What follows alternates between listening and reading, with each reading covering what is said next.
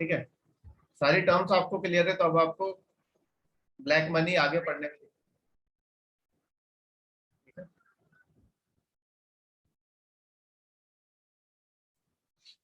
सो shell companies तक हमने कल देख लिया था। शेल कंपनीज क्या होती है? An organisation without significant assets और विदाउट एक्टिव बिजनेस ऑपरेशन। देखो क्या होता है, शेल कंपनीज पेपर कंपनीज होती है। मैंने आपको एक मूवी बताई थी शॉशैंक रिडेम्पशन, वो देखने के लिए। पेपर कंपनीज होती है, मैं भी बना सकता हूँ, आप भी बना सकते हो, लेकिन उसके लिए आपको नॉलेज होनी चाहिए। जैसे क्या होता है, कुछ फर्म्स ऐसी होती है जिन्हें हम इन्वेस्टमेंट फर्म्स कहते हैं। कुछ फर्म्स होती है ऐसी हैं जिनका काम ही होता है, वो क्या करती हैं, वो आपके पैसे को, ब्लैक मनी को व्हाइट मनी में कन्वर्ट करती है। अब इतना बड़ा काम हम नहीं कर सकते, क्योंकि हमें इस बारे में, तो ये हमें थ्योरेटिकल नॉलेज है कि शेल कंपनीज क्या होती है, हवाला क्या होता है, लेकिन किस तरीके से शेल कंपनीज बनानी है, किस तरीके से पैसे को इन्वेस्ट करना है, वो सब उनको पता है। वो आपको, कोई भी पॉलिटिशियन को नहीं पता होगा, किसी भी ब्यूरोक्रेट को नहीं पता होगा, किसी भी एक्टर को नहीं पता, किसी भी बिजनेसमैन को नहीं पता। वो सिर्फ उससे कांटेक्ट करते हैं, ठीक है, कि भाई मेरा ये पैसा है और है ना, इसको मेरे को व्हाइट में कन्वर्ट करना है। वो फिर बोलेंगे ठीक है, वो आपको पूरा बताएंगे। जैसे सीए के पास जाते हो आप इनकम टैक्स बचाने के लिए, ठीक है, चार्टर्ड अकाउंटेंट के पास, कि भाई मेरा इतना सैलरी है, इतना पैसा मिलता है, मुझे इतना टैक्स बचाना है। वो कुछ अपना कमीशन लेगा, आपको टैक्स बचा के देगा। सेम केस यहाँ पे। आप ये मत सोचना कि हमने पढ़ लिया तो हम ऐसा कर पाएंगे, नहीं। थियरी और प्रैक्टिस में बहुत डिफरेंस होता है।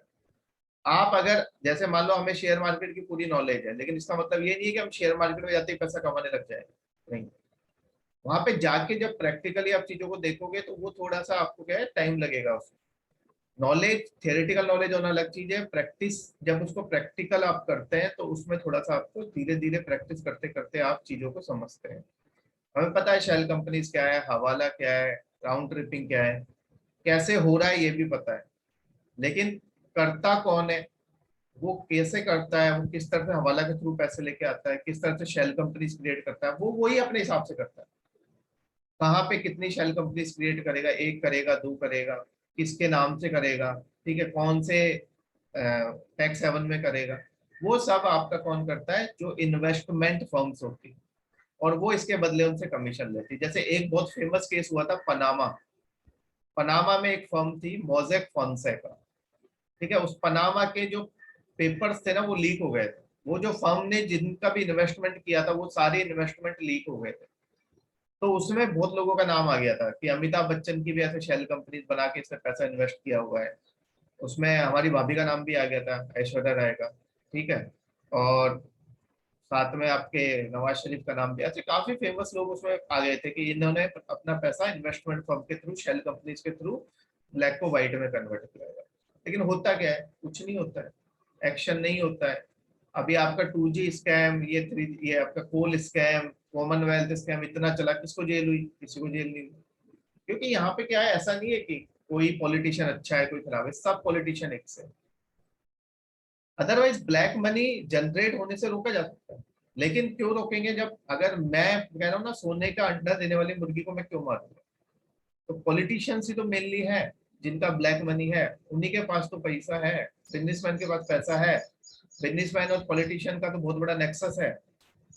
वो उनको फंडिंग देते हैं, वो उनको बदले में प्रोटेक्शन देते हैं कि भाई तुम ले लो लोन, हम देख लेंगे। नहीं तो ऐसे ही कोई इतना बड़ा फ्रॉड करके भाग जाता है, इतने लोन मिल जाते हैं, ठीक है। तो कहीं ना कहीं नेक्सस है, तो वो एक नेक्सस जो है वो सबसे बड़ा कारण है ब्लैक मनी का, ठीक है। तो अब हम आगे देख लेते हैं कि आपका इसके क्या इम्प्लीकेशंस होते हैं। तो सबसे पहले पॉलिटिकल इम्प्लीकेशंस क्या होते हैं ब्लैक मनी के, ठीक है। तो पॉलिटिकल इम्प्लीकेशंस क्या क्या हो सकते हैं? सबसे पहला तो स्प्रेड ऑफ इलीगलिटी, ठीक है, सीधी बात है। लीगल सिस्टम की जगह इलीगल सिस्टम हो जाएगा आपका, हर जगह बेईमानी, spread of illegality and weakening of democracy.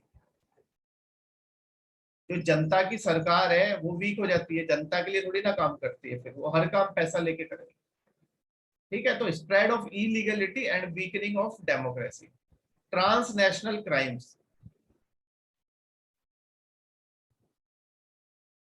दूसरी कंट्रीज को पैसा दिया जाता है मनी लॉन्ड्रिंग के थ्रू, वहां से टेररिज्म वगैरह होता है, साथ में फेक करेंसी का बहुत ज्यादा केस होता है। ठीक है, फेक करेंसी आपकी वो की जाती है, प्रिंट की जाती है, ठीक है, उसको सर्कुलेट कर दिया जाता है, ठीक है, वो भी ब्लैक मनी बन जाती है। उसके बदले आप क्या है, फेक करेंसी प्रिंट करते हो, उसके बदले आप ओरिजिनल करेंसी चला ले लेते हो सिस्टम में, ये आपने पूरी की पूरी डाल दी फेक करेंसी। ठीक है, that is also black money. Weakening of institutions, हर जगह पे क्या होगा, हर जगह पे करप्शन। आप आप चले जाओ भले से आपका क्या कहते हैं उसे, आपका लाइसेंस बनाने चले जाओ, आपका पासपोर्ट बनाने चले जाओ, हर जगह पे आपसे पैसा मांगो। अगर ब्लैक मनी है तो मतलब सब जगह करप्शन है। उसी के मेन रीजन क्या है ब्लैक मनी का, करप्शन।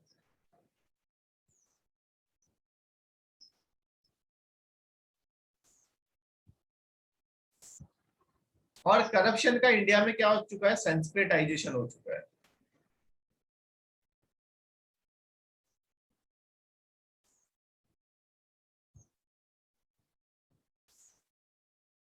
संस्कृताइजेशन होने का मतलब यह है कि लोगों को लगता है कि करप्शन करना गलत नहीं है, कि वो कर रहा है तो मैं भी कर सकता हूँ। तो सबको लगता है करप्शन में कोई गलती नहीं।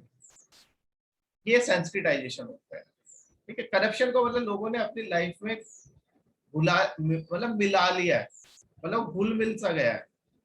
तो होता है ना कई बार कि आपका कोई दोस्त है जो आपको पसंद नहीं है, लेकिन वो आके आपके मतलब कुछ फेवर करता है तो आप उसको पसंद करने लग जाते हो। ऐसी करप्शन भी क्या है, लोगों का लाइफ स्टैंडर्ड बढ़ा देता है, लोगों को पैसा आने लगता है, ठीक है, लोग खुश रहने लगते हैं। पैसा किसको बुरा लगता है? तो धीरे धीरे क्या है, सब लोग वो देखते हैं कि ये कर रहा है, ये मजे में, मैं क्यों नहीं करूँ करप्शन। अगर आपके 100 लोग एक जगह काम करते हैं, उनमें से 99 बेईमान है, एक ईमानदार है, ये कब तक ईमानदार रहेगा? खरबूजे को देख के खरबूजा रंग बदलता है। और अगर ये ईमानदार भी रहेगा तो इनका तो ये कुछ नहीं कर सकता, ये तो मेजोरिटी में, ये ज्यादा से ज्यादा क्या कर सकता है, खुद ईमानदार रहेगा, इनको तो ईमानदार नहीं बना सकता। इसलिए आपको एथिक्स पढ़ाई जाती है। आपका एक पेपर एथिक्स का इसलिए रखा गया है। देखो अब इस उम्र में आपको एथिकल तो हम बना नहीं सकते, क्योंकि आपको जितना जो बनना था वो आप बन चुके हो। अब सिर्फ ये एथिक्स आपको इसलिए पढ़ाई जा रही है ताकि आप में कहीं ना कहीं थोड़ी बहुत, जब आप करप्शन करने लगो तो थोड़ा बहुत आप में आपका जमीर जाग जाए, कॉन्शियस आपकी जाग जाए कि भाई गरीब का क्या होगा। इसलिए आपको एथिक्स पढ़ाई जा रही है। नहीं तो एथिक्स पढ़ाने का मतलब ये नहीं है कि भाई आपको एथिकल बना देंगे, क्योंकि एथिकल तो बच्चा शुरू से जो सीखता है उसी के हिसाब से चलता है। अब तो आपको सब पता है, फिर भी आपको एथिक्स क्यों पढ़ाई जा रही है, ताकि कभी आप करप्शन करो तो आप में कॉग्निटिव डिजोनेंस आ जाए कि यार मैं ये सही कर रहा हूँ गलत कर रहा हूँ, क्यों? क्योंकि आपने एथिक्स पढ़ी हुई है। अगर आपने एथिक्स नहीं पढ़ी हुई तो आपको पता ही नहीं होगा कि भाई मैं गलत कर रहा हूँ कि सही कर रहा हूँ। इसलिए थोड़ी आपको एथिक्स पढ़ाई जाती है, ताकि आप जब कोई गलत काम करो तो कम से कम उस समय आप सही डिसीजन ले सको। ठीक है, तो ये आपके पॉलिटिकल इम्प्लीकेशन है। ठीक है, ये तीनों आपके पॉलिटिकल इम्प्लीकेशन। हमारे क्या क्वेश्चन क्या आएगा, what do mean by black money and what are the impacts of black money and how do you curb black money. तो उसमें पहले ब्लैक मनी की डेफिनेशन लिख देना, उसमें वो टर्म्स तो मैंने आपको सिर्फ समझाने के लिए लिखी है, टर्म्स तो आपको समझ में आनी चाहिए। सिर्फ ब्लैक मनी की डेफिनेशन लिखना और ये पहले पॉलिटिकल इम्प्लीकेशन लिख देना। ठीक है, उसके बाद आपके इकोनॉमिक इम्प्लीकेशंस लिखना। इकोनॉमिक इम्प्लीकेशंस क्या होंगे आपको पता ही है, करप्शन। करप्शन क्या होता है, misuse of power.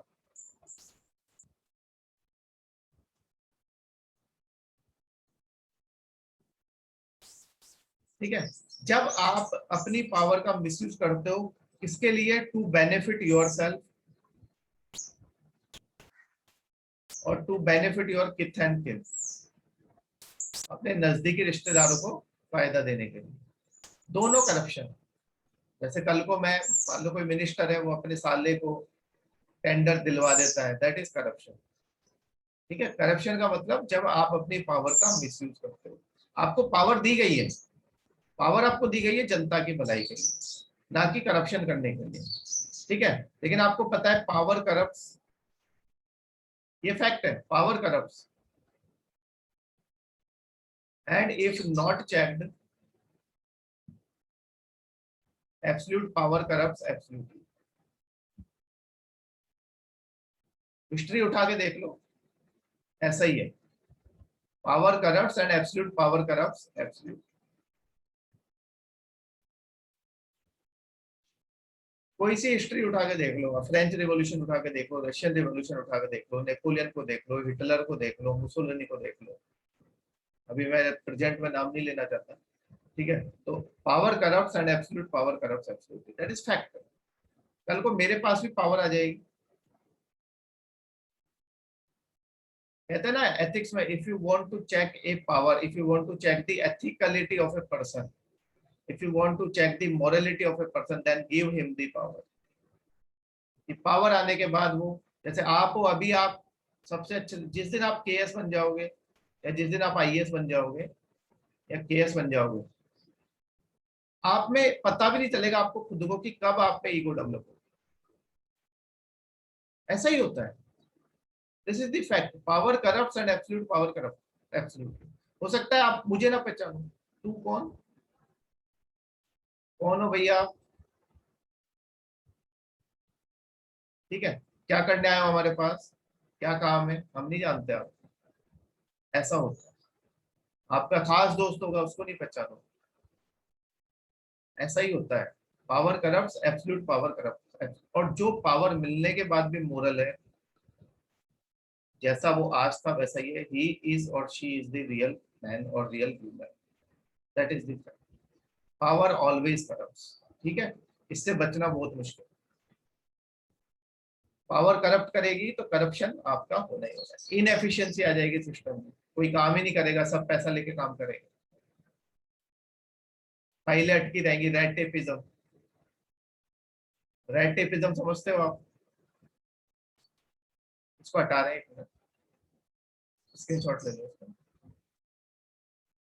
Red tapism, आपने अगर पहले फाइलें देखी होंगी ऑफिस में, तो उस पर रेड जो आपका टेप लगी रहती है, रेड टेप से बंधा होता है, वहां से ये बढ़ा है रेड टेपिज्म। रेड टेपिज्म मतलब आप फाइल को अटका के रखो, ब्यूरोक्रेटिक डिले। जैसे उस पे आप पैसा रखोगे, वजन रखोगे फाइल पे, जैसे ही आप दोगे पैसा, ब्राइब दोगे, वैसे ही आपकी फाइल मूव करने लग जाएगी। ब्राइब एक तरह से वहां पे किसका काम करता है, फ्यूल का काम करता है। जैसे मोटरसाइकिल है, कार है जिसमें पेट्रोल नहीं है, ये फाइल वैसे ही है, उसमें आप पेट्रोल डालो, जितना फ्यूल डालोगे उतनी फास्ट चलेगी। आप ब्राइब दो, आप घर बैठे लाइसेंस लो, घर बैठे पासपोर्ट लो, नहीं तो जाके लाइन में लगो। तो लोग, हम भी क्या है, हम भी आराम पसंद लोग हैं, हम भी क्या करते हैं, हम भी ऐसे ही करते हैं। जहाँ काम हमारा पैसे देके हो रहा होता है हम पैसे देते हैं। ऐसा थोड़ी ना है करप्शन सिर्फ वो कर रहे हैं लोग जो सिस्टम में बैठे हैं, हम भी करप्शन करते हैं, हम भी तो देते हैं पैसा, ठीक है। हम घर पे चीजें डिलीवर करवाते हैं, उसमें हम डिलीवरी चार्जेस देते हैं, हम जाने नहीं जाते कहीं पे, तो हम भी तो एक तरह का ब्राइब पे करते हैं। हम पासपोर्ट बनवाते हैं, उसमें भी हम ब्राइब पे करते हैं, हम लाइसेंस बनवाते हैं, उसमें पे करते हैं। क्यों? क्योंकि लाइन में कोई नहीं खड़ा होना चाहता, पसीना कोई नहीं बहाना चाहता, सोचते हैं 100-200 रुपए एक्स्ट्रा देके क्या फर्क पड़ता है। वही वाली बात है, जब आप ब्राइब दे रहे हो तो अगला लेने से क्यों मना करे, एजेंट के थ्रू जाता है, ठीक है। तो करप्शन और इनएफिशिएंसी, इनएफिशिएंसी मतलब रेड टेपिज्म, काम होंगे ही नहीं आपके, डिले होंगे करप्शन के। एक रेड टेपिज्म से मिलता है उल्टा एक और वर्ड है नेपोटिज्म। नेपोटिज्म जब आप अपने नजदीकी रिश्तेदारों को फायदा पहुंचाते हो, इसको कहते हैं भाई भतीजावाद। ये दोनों आपके एथिक्स की टर्म्स है। एथिक्स में बोला जाता है कि ये दोनों चीजें नहीं होनी चाहिए, ना रेड टेपिज्म होना चाहिए ब्यूरोक्रेसी में, ना नेपोटिज्म होना चाहिए। अगर आप ब्यूरोक्रेट बनते हो कल को, तो इन दोनों से आपको दूर रहना है। ये दो सबसे बड़ी प्रॉब्लम है ब्यूरोक्रेसी, ठीक है। फिर इन्फ्लेशन होगा, ठीक है, ब्लैक मनी की वजह से क्या होगा, आपका करप्शन होगा, तो चीजों की होर्डिंग होगी, चीजें आपकी क्या करी जाएंगी, जमाखोरी, ठीक है, जमाखोरी होगी। कुछ लोगों के पास बहुत पैसा होगा ब्लैक मनी के नाम पे, तो वो चीजें खरीद पाएंगे, ज्यादा डिमांड बढ़ेगी उन चीजों की, उनमें आपकी क्या हो जाएगा, इन्फ्लेशन हो जाएगा, गरीब लोग नहीं खरीद पाएंगे। तो इन्फ्लेशन इज ए प्रॉब्लम। और हमारा जो पैसा है जो यहाँ पे लगना चाहिए था, जिससे चीजें हम बनाते सस्ती होती, वो पैसा बाहर चला गया। उसकी वजह से आपके पास पैसा नहीं है ज्यादा, बिजनेसमैन के पास ज्यादा पैसा नहीं है। सब बिजनेसमैन थोड़ी ना ब्लैक मनी जनरेट करते, छोटे बिजनेसमैन के पास तो नहीं है। तो क्या है, वो बना पाएगा ज्यादा चीजें? नहीं बना पाएगा। जो पैसा बैंकों में जमा होना चाहिए था वो बाहर चला गया शेल कंपनीज के नाम पे। तो वो पैसा आपका यहाँ पे नहीं रहा, इंडिया में नहीं रहा, तो वो पैसा अगर यहाँ यूज होता तो चीजें सस्ती होती, लेकिन चीजें सस्ती नहीं होगी, इन्फ्लेशन। गवर्नमेंट को उस पर टैक्स नहीं मिल रहा, वो तो ब्लैक मनी, तो आपने क्या करी, टैक्स थोड़ा ना दे रहे हो उस पर, कोई भी टैक्स नहीं दे रहे हो। पॉलिसी फेलियर, आरबीआई किसी भी तरीके की पॉलिसी बना ले, मॉनेटरी पॉलिसी, उसमें ब्लैक मनी तो आपका है ही नहीं, काउंट नहीं होता है। आरबीआई को पता ही नहीं है ब्लैक मनी के बारे में। वो तो पिक्चर में उसी मनी सप्लाई को लेगा जो व्हाइट है। तो पॉलिसी फेलियर, वो बनाएगा किसी भी तरह की पॉलिसी बना ले, ब्लैक मनी उसको सारे को गड़बड़ कर देगी, क्योंकि ब्लैक मनी भी तो आपकी है ना सिस्टम में, लेकिन उसके बारे में आरबीआई को कुछ नहीं पता है। तो पॉलिसी फेलियर, ठीक है। तो दीज आर इकोनॉमिक इम्प्लीकेशन। आपको पेपर में सिर्फ ऐसे लिखना है, corruption, inefficiency, inflation, loss of tax revenue, policy failure. और ऐसे ही आपका, आपको उसमें लिखने, आपके किसमें, पॉलिटिकल इम्प्लीकेशंस में।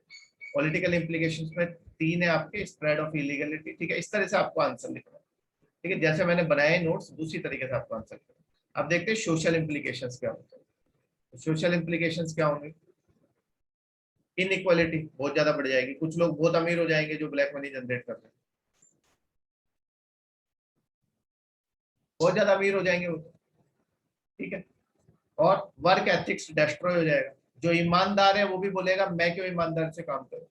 मैंने अभी आपको बताया ना, वर्क एथिक्स खत्म हो जाएगा कि मैं क्यों ईमानदार से काम करूं, ठीक है। सोशल अनरेस्ट हो जाएगा, जो गरीब आदमी है उसका काम हो ही नहीं रहा है, क्योंकि उसके पास पैसा नहीं है रिश्वत देने को। गरीब आदमी को लाइन में खड़ा होना पड़ रहा है, फिर भी उसका काम नहीं हो रहा है। जैसा भी आपने देखा वैक्सीनेशन में, वैक्सीनेशन में भी तो यही हुआ, प्रिविलेज जो थे उनको पहले लग गई, ठीक है। या फिर जो आपके मान लो, जो जो थे आपके हेल्थ वर्कर्स, इनको तो लगानी थी, चलो डॉक्टर्स वगैरह को तो, ठीक है, हमको भी लगानी थी, लेकिन वो तो जरूरी है क्योंकि हम लोग तो काम कर रहे हैं, उसके बिना, काम के बिना कुछ चलेगा नहीं इकॉनमी। लेकिन जो आपका गरीब है, ठीक है, उसमें काफी लोग रह भी गए, सरकार ने कहीं पे जगह पे लगाई फ्री, लेकिन जो प्रिविलेज थे उन्होंने तो पहले ही लगवा ली, और प्रिविलेज जो थे वो इंडिया छोड़ के भाग गए, सब भाग गए बाहर। हम कहाँ जाए, गरीब आदमी कहाँ जाए, कहीं नहीं जा सकता, क्यों, क्योंकि उनके पास पैसा है। गरीब आदमी तो हर जगह पिस रहा है, फिर वो कह रहा है मैं टैक्स भी दे रहा हूँ, फिर भी मेरे को सुविधाएं नहीं मिल रही, जबकि लोग ब्लैक मनी जनरेट कर रहे हैं, इतना उधार ले रहे हैं, उनका आप टैक्स माफ कर दो। सोशल अनरेस्ट, काम नहीं हो रहा है, गरीब हर जगह रिश्वत देनी पड़ रही है, तो आदमी क्या होगा, फ्रस्ट्रेट हो जाएगा, सोशल अनरेस्ट हो जाएगा।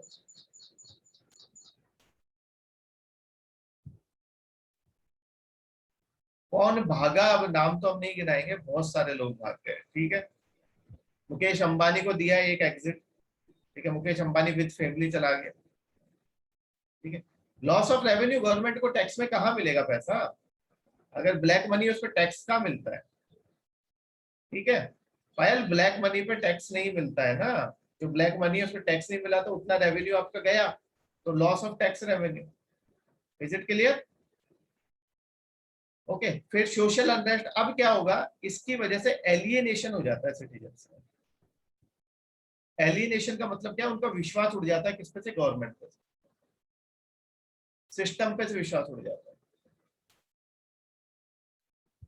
ठीक है। वो उन लोगों को लगता है कि हमारी किसी को परवाही नहीं, ठीक है। सोशल अनरेस्ट, डिप्रेशन में चले जाते हैं। एलियनेशन वर्ड एक आपका और ब्यूटीफुली यूज किया था मार्क्स ने, कार्ल मार्क्स ने। कार्ल मार्क्स ने एलियनेशन क्या बोला था, एलियनेशन ऑफ ह्यूमन,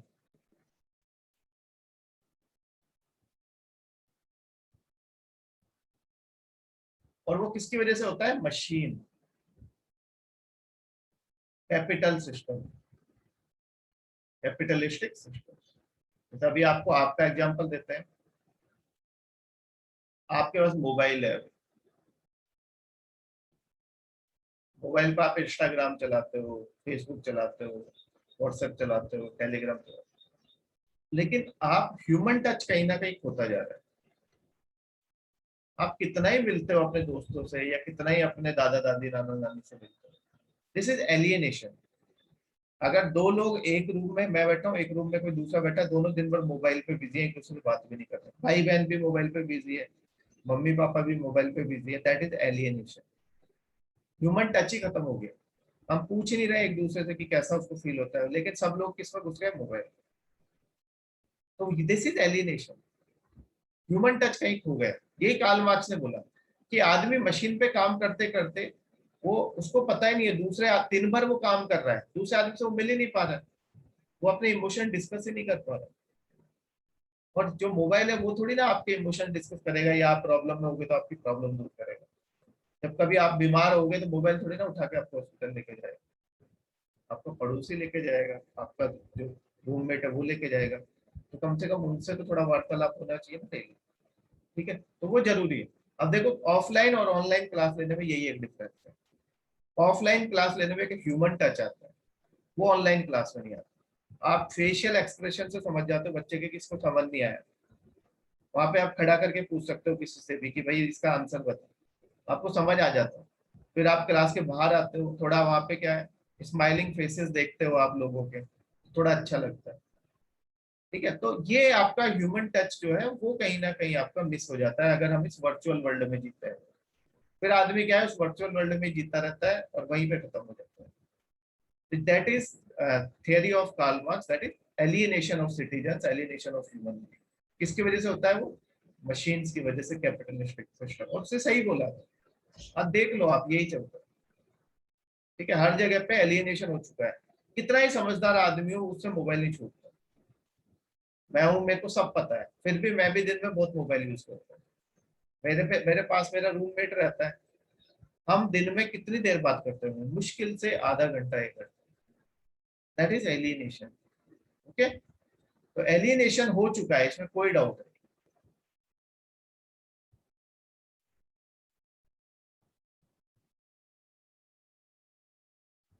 ठीक है, तो कार्ल मार्क्स जो है, कार्ल मार्क्स हम पढ़ते हैं आपका।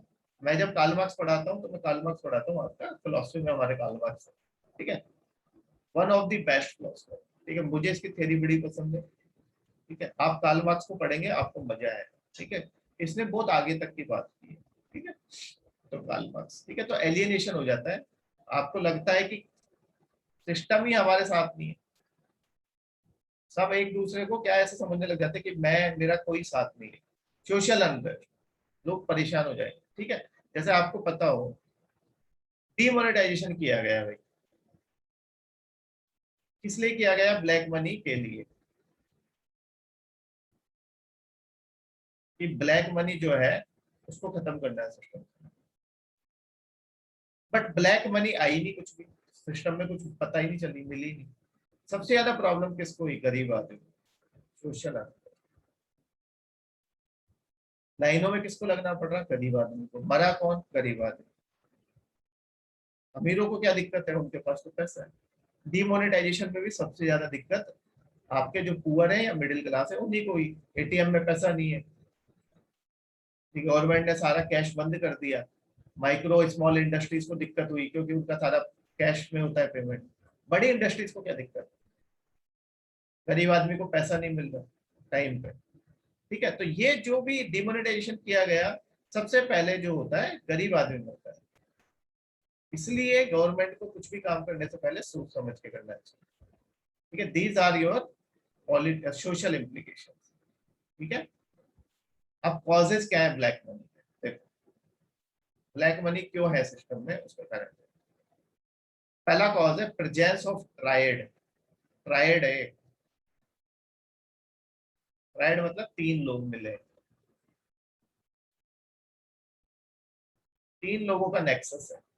कौन कौन? करप्ट बिजनेसमैन, करप्ट एग्जीक्यूटिव यानी ब्यूरोक्रेसी आपकी, एंड करप्ट पॉलिटिशियन।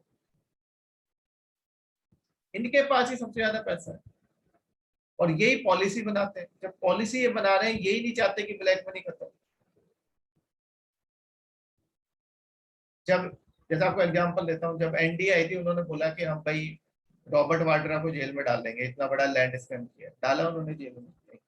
सब भाई है वो एक दूसरे के, मतलब वो कितना ही लड़ते हो पार्लियामेंट में, बाद में जाके एक दूसरे के साथ बैठ के रात को पैक लगाते हैं, क्योंकि उनको एक ही थाली के चट्टे बट्टे हैं, क्योंकि उनको पता है कल को ये पावर में आएगा, आज को हम पावर में, अगर हमने इसके साथ गलत किया ये भी हमारे साथ गलत करेगा। ऐसा ही होता है, एक ही थाली के चट्टे बट्टे हैं, क्योंकि उनके बीच में क्या है, पूरा नेक्सस है। समझ गए आप बात को? तो ऐसा नहीं है कि भाई खत्म नहीं किया जा सकता ब्लैक मनी को, लेकिन ब्लैक मनी को खत्म करने के विल भी तो होनी चाहिए, पॉलिटिकल विल ही नहीं है। आप कहते थे ब्लैक मनी हम लाएंगे, कितनी ब्लैक मनी लेके आ गए, आप ला ही नहीं सकते ना, व्हाइट में कन्वर्ट हो चुकी है, दैट इज मिराज। ये जो स्कैम्स के नाम ले लेके सरकारें बन गई, कहीं अरविंद केजरीवाल आ गया पावर में, जो सीएजी था उसको गवर्नर बना दिया, कहीं पे कोई किरण बेदी बन गई, ये जितने थे सब अपना फायदा उठा गए गरीब जनता को मूर्ख बना के। बाकी क्या हुआ, किसको सजा हुई भाई 2G स्कैम में, किसको सजा हुई भाई आपके कोल स्कैम में, किसको सजा हुई कॉमनवेल्थ में? सब सब ठंडा पड़ गया, अब जनता भी भूल गई। क्यों? सिर्फ वोट बैंक के लिए। और देखो कितना बढ़िया वोट बैंक मिला कि पूरी पूरी पूरी की पूरी वही सल्तनत ही चेंज होगी। ये होता है पॉलिटिक्स में। पॉलिटिक्स में सिर्फ पावर चाहिए, एक बार पावर में आने के बाद वादे सब भूल जाओ, आप क्या वादे किए थे सब भूल जाओ, ठीक है? जो भी वादे किए थे तुमने वो सब भूल जाओ। तो presence of tried between these three people, यही मेन है। इन्हीं के पास सबसे ज्यादा पैसा है, हमारे पास थोड़ी ना है। हाई टैक्स रेट्स, गवर्नमेंट ने टैक्स रेट्स बहुत ज्यादा कर रखी है, और हर जगह पे गवर्नमेंट कंट्रोल है कि आपको कोई भी बिजनेस शुरू करना है ये परमिशन लो वो परमिशन लो, ठीक है? पैसा बाहर लेके जाना है तो परमिशन लो, तो इसलिए क्या करते हैं लोग, पैसा चुराते हैं। टैक्स रेट आप कम कर दो, मैंने आपको बताया था ना कौन सा लाफर कर, कि अगर आप टैक्स रेट हायर रखोगे तो लोग पैसा चोरी करेंगे, टैक्स चोरी करेंगे। तो टैक्सेस को आपको रैशनल बनाने की जरूरत है। टैक्सेस को आपने रैशनल बना दिया, अपने आप प्रॉब्लम सॉल्व हो जाएगी कुछ हद तक, ठीक है? फिर इंडियन पार्टी सिस्टम, आपको पता है हमारे यहाँ पे जो पार्टीज हैं उनको जो फंडिंग मिलती है, इलेक्टोरल फंडिंग, वो कौन देता है? बिजनेसमैन देता है। तो जो उनको फंडिंग देगा उसको तो फायदा पहुंचा नहीं है। आपके सामने दो बहुत बड़े एग्जांपल है, अडानी और अंबानी। अडानी कहां से कहां पहुंच गया, और अंबानी, इन दो के अलावा आप और किसी का नाम सुनते हो? नहीं। क्योंकि ये दोनों जब कांग्रेस थी उनको भी देते थे पॉलिटिकल फंडिंग, बीजेपी उसको भी देते हैं political funding। अगर मैं आपको, आप पॉलिटिशियन हो, मैं आपको 1 करोड़ 2 करोड़ 10 करोड़ दे रहा हूँ इलेक्शन लड़ने के लिए, तो जब मैं 10 करोड़ दे रहा हूँ तो मैं उम्मीद करता हूँ कि आप भी मुझे 20 करोड़ का फायदा दोगे, क्योंकि अगली बार जब इलेक्शन होंगे मैं आपको फिर 20 करोड़ दूंगा, आप मुझे 40 करोड़ का फायदा दोगे। और आपको पता है इलेक्शन पैसों से लड़े जाते हैं, पैसा बहुत जरूरी है, पैसों के बिना इलेक्शन नहीं लड़े जाते, ठीक है? जिसके पास पैसा है वो इलेक्शन लड़ सकता है, गरीब आदमी नहीं लड़ पाता है इलेक्शन, बहुत खर्चे होते हैं, ठीक है? फिर आपका रियल एस्टेट सेक्टर, इसमें सबसे ज्यादा बेईमानी होती है। खरीद, आपकी कीमत होती है 2 करोड़ की फ्लैट की, रजिस्ट्रेशन कराओगे आप 1 करोड़ की, वो बाकी का टैक्स में खा गए आप, ब्लैक मनी में कैश में लेन देन होता है। बेनामी डील्स, किसी के भी नाम पे मकान वकान खरीदते हो आप, टैक्स से बच जाते हो, ठीक है? बेनामी वाला पढ़ेंगे हम डिटेल में। बेनामी मतलब जिसमें मैं हूं, जैसे मैंने किसी और के नाम से प्रॉपर्टी खरीदी, अगर मैं खुद के से खरीदूंगा तो उसमें मेरे को टैक्स देना पड़ेगा, पैसा दिखाना पड़ेगा। मैंने किसी और के नाम से खरीदी, अपने मालिक के नाम से, अपने ड्राइवर के नाम से, उसमें नहीं दिखाना मुझे क्योंकि वो उसके नाम से, लेकिन वो है तो प्रॉपर्टी मेरी। दैट इज बेनामी डील्स। पैसा कोई और पे करता है, होती किसी और के नाम पे, बेनामी डील्स, ठीक है? तो बेनामी के लिए हम लेके आए एक एक्ट, ताकि ऐसे काम ना हो। इसमें सजा देने के लिए हम एक एक्ट लेके आए, आगे पढ़ाएंगे। बहुत सारे पॉलिटिशियंस हैं जिनके ड्राइवर के नाम पे इंडस्ट्रीज है, मालिक के नाम पे इंडस्ट्रीज है। आपके खुद के नाम पे होगी तो वो आपको दिखानी पड़ेगी, ड्राइवर के नाम पे वो थोड़ी ना दिखानी, ठीक है? और ड्राइवर से कौन पूछने जा रहा है कहाँ से पैसा है? इनकम टैक्स वाले भी किसको पकड़ते हैं? बड़े बड़े लोगों को। एक 135 करोड़ आपकी पॉपुलेशन है, क्या सबको पकड़ने बैठेंगे क्या? उनके पास भी तो लिमिटेड मैन पावर, तो वो देखेंगे हाँ भाई इस पॉलिटिशियन के पास ऐसा पैसा, इसको जाके पकड़ते हैं, देखेंगे तो बोलेंगे मेरा तो सब ये है भाई, जो बेनामी है वो थोड़ा ना दिखाएगा। और वैसे पॉलिटिशियन पे हाथ डालने से पहले 100 बार सोचना पड़ता है कि भाई ये तो अगर इसका हाथ डाला तो क्या होगा, नौकरी चली जाएगी, सस्पेंड हो जाएंगे, ट्रांसफर हो जाएगा। यही सिस्टम में चल रहा है। ठीक है, तो ये प्रॉब्लम है सबसे बड़ी। नहीं तो ऐसे देश छोड़ के भाग जाते हैं, इतने इतना पैसा लेके लोन, वो कैसे भाग जाते हैं? कहीं ना कहीं नेक्सस है। फिर हमारे यहाँ पे वीक प्रोसिक्यूशन मैकेनिज्म है, सजा नहीं मिलती है लोगों को। देख लो आप, विजय माल्या हो गया, चौकसी हो गया, इतना पैसा लेके भाग गया हमारा। मोदी हो गया, नीरव मोदी, क्या सजा मिल गई उनको? 2G स्कैम में किसको सजा मिल गई? कॉमनवेल्थ में किसको सजा मिल गई? ठीक है, तो किसी में किसको सजा मिल गई भाई? किसी को सजा नहीं मिली। पोल स्कैम में किसको सजा मिल गई? किसी को नहीं मिली। कहते थे कि मनमोहन सिंह का भी हाथ है पोल स्कैम में। मतलब कुछ भी बोलने से थोड़ी ना होता है, आप प्रूफ लाओ, जेल कराओ उनको। अब कहते हैं रफाल डील में कंट्रोवर्सी हुई थी, रफाल डील में बहुत ज्यादा करप्शन हुआ। क्या हुआ? सिर्फ वोट पाने के लिए हुआ। उसके बाद आपके पास कोई प्रूफ है तो लाओ, न्यूज़पेपर में छपेगा, लोगों को पता चलेगा।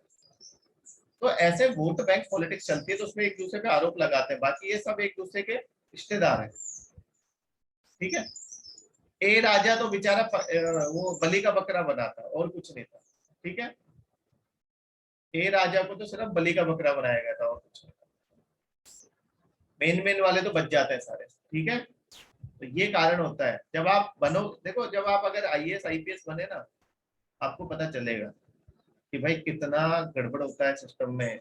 और आप देखते रहोगे, आप ज्यादा कुछ नहीं कर सकते हो, क्योंकि पूरा सिस्टम ही करप्ट है। आपने एक सीरीज देखी है, क्या नाम है सीरीज का? सीरीज का नाम भूल गया मैं। ठीक है, एक बहुत अच्छी सीरीज है। ठीक है, उसमें ये सारा दिखाया गया है कि पूरा सिस्टम ही करप्ट है। आप अकेले ज्यादा से ज्यादा क्या कर सकते हो? आप खुद ईमानदार रह सकते हो, खुद अच्छा काम कर सकते हो। आप दूसरे को फोर्स नहीं कर सकते कि भाई तू करप्शन छोड़ दे। That is not possible. पूरा सिस्टम ही जब करप्ट है तो आप कैसे पूरे सिस्टम को समझा लो? नहीं समझा सकते।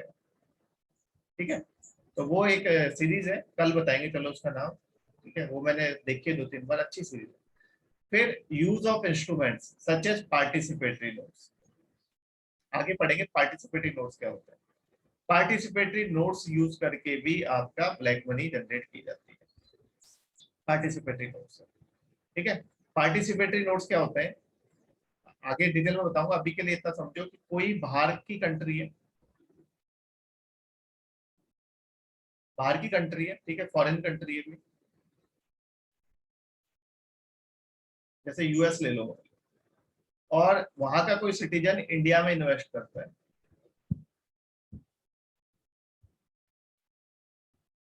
इंडिया में इन्वेस्ट करता है, इंडिया के शेयर मार्केट। तो वो जब इन शेयर्स को बेचेगा, पहली बात तो इन्वेस्ट करने के लिए ही उसको आपका सेबी के पास रजिस्टर कराना पड़ता है। कोई भी इन्वेस्ट करेगा तो उसको सेबी के पास रजिस्टर कराना पड़ेगा, securities and exchange board of India limited. जब वो इन शेयर्स पे इन्वेस्ट करता है, कर दिया, फिर जब उनको बेचेगा तो उसको गवर्नमेंट को कैपिटल गेन्स टैक्स देना है, बेचेगा तो। ठीक है, अगर उनको बेच के जाता है तो उसको कैपिटल गेन्स टैक्स देना है, लेकिन वो क्या करते हैं, इस टैक्स को बचा लेते हैं। कैसे बचाते हैं? Participatory note. बाहर वाला इंडिया में इन्वेस्ट कर रहा है, हिसाब से उसको शेयर्स खरीदे, जब भी बेचे जो भी प्रॉफिट होगा उस पर कैपिटल गेन्स टैक्स देना चाहिए, लेकिन वो नहीं देता है। उसको कहते हैं हम पार्टिसिपेटरी नोट। पार्टिसिपेटरी नोट की वजह से इंडिया को बहुत नुकसान हुआ है, अब तो हमने लगभग इनको बैन ही कर दिया। ठीक है, तो आगे देखेंगे डिटेल में पार्टिसिपेटरी नोट एक डायग्राम से। ठीक है, आपके लिए बनाया मैंने एक 4-5 चित्र बनाए, उनको देख के हम समझेंगे। फिर आपका कॉर्पोरेट प्रैक्टिसेस, जो मैंने अभी आपको बताया था, such as transfer pricing. Transfer pricing में वो क्या कर रहा था, अंडर इनवॉइसिंग, पहले उसको कम कर रहा था, फिर ओवर इनवॉइसिंग। वही आपको मैंने बताया था, ए कंपनी है, बी, सी। ये भी आगे हम एक डायग्राम के थ्रू देखेंगे ट्रांसफर प्राइसिंग। इसके थ्रू भी काफी पैसा बचा है, जहां आपको 100 करोड़ देना था टैक्स में, वहां आप 10 करोड़ ही दे रहे हो, यूजिंग ट्रांसफर प्राइसिंग। फिर उसके बाद आपका कैश बेस्ड इकोनॉमी, जहां पे कैश बेस्ड इकोनॉमी होगी वहां पे ज्यादा से ज्यादा करप्शन होगा, क्योंकि आप ऑनलाइन दोगे किसी को भी ब्राइब तो वो तो पकड़ा जाएगा। कैश में लेते हैं सब, ऑनलाइन कोई नहीं लेता है, सब कैश में चलता है। ऑनलाइन अगर आप दोगे तो आपके पास प्रूफ रहेगा, आप कल को जाके कंप्लेन कर सकते हो कि मैंने इतनी ब्राइब दी। और फिर ऑनलाइन में अगर पैसा आएगा तो उससे पूछेगा इनकम टैक्स वाला, जब वो लोन अपना आईटीआर भरेगा तो उससे पूछेगा भाई ये इतना पैसा आया, इस पे टैक्स क्यों नहीं दिया, ये कहाँ से आया। तो सब चीजें, इसलिए कैश बेस्ड इकोनॉमी में ज्यादा चांस है, इसलिए हम उसको डिजिटल में कन्वर्ट करने की कोशिश कर रहे हैं। ठीक है, क्योंकि उसमें सारा रिकॉर्ड रहता है। ठीक है, फिर उसके बाद क्या है आपका peer to peer landing.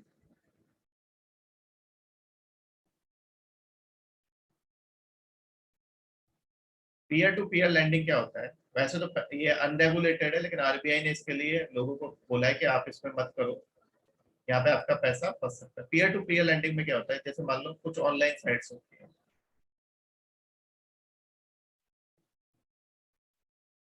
Online sites होती है, यहाँ पे क्या होता है, लोग क्या होते हैं, कुछ लोगों के पास पैसा है तो वो यहाँ पे लेंडर होते हैं और यहाँ पे बोरोवर होते हैं।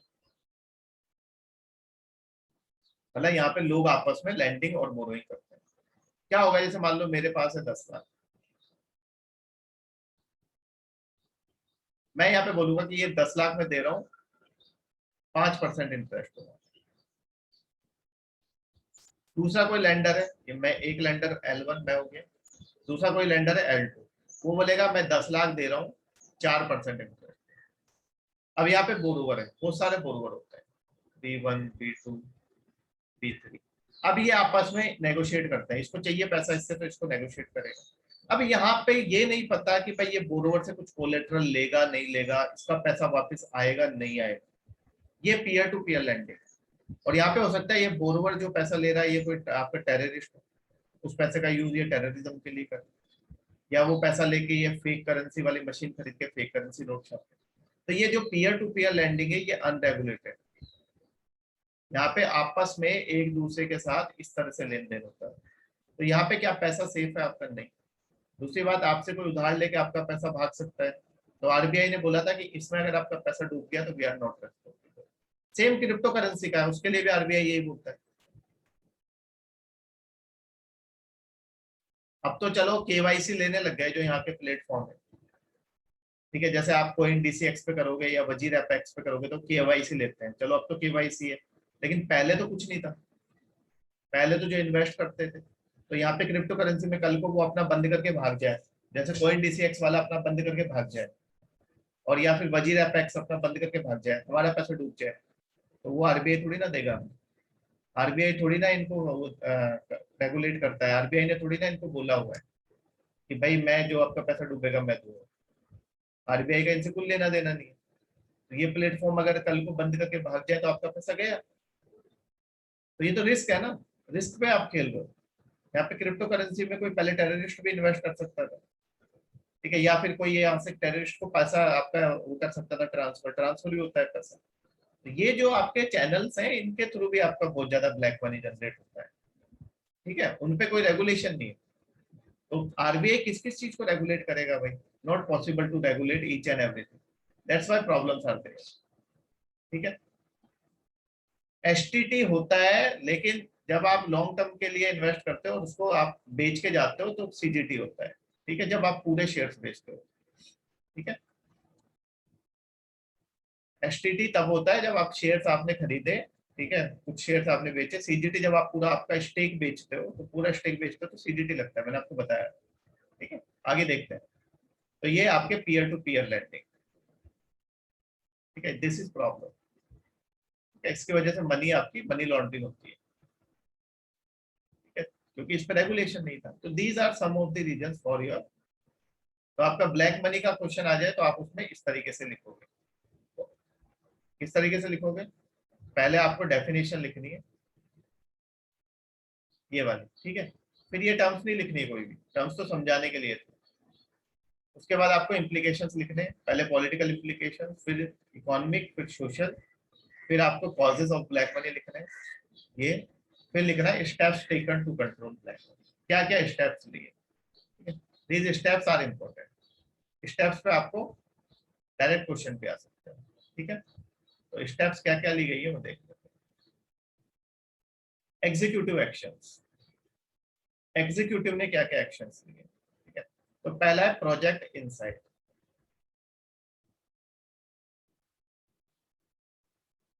प्रोजेक्ट इनसाइट अभी आगे देखते हैं डिटेल में, प्रोजेक्ट इनसाइट को आगे देखते हैं डिटेल में, ठीक है। आधार को पैन कार्ड के साथ लिंक कर दिया है, क्योंकि पैन कार्ड आपका इनकम टैक्स देने के वक्त काम आता है आधार, तो इसके साथ लिंक कर दिया। अब आप कोई भी ट्रांजेक्शन करोगे, कहीं पे पैसा लोगे, वो गवर्नमेंट को पता रहेगा, ठीक है। तो आधार को पैन कार्ड के साथ लिंक कर दिया गया। फिर इलेक्टोरल इलेक्टोरल फंडिंग रिफॉर्म्स किए गए। आप पे कुछ कैप लगा दी गई है कि लोकसभा इलेक्शन में आप इतना पैसा खर्च कर सकते हो, और आपका जो आपका लेजिस्लेटिव असेंबली के लिए जो इलेक्शन होते हैं उसमें आप इतना पैसा खर्च कर सकते हो, कैप लगा दिए। दूसरा क्या किया है गवर्नमेंट, इलेक्टोरल फंड्स लेके आई है, इलेक्टोरल बॉन्ड्स।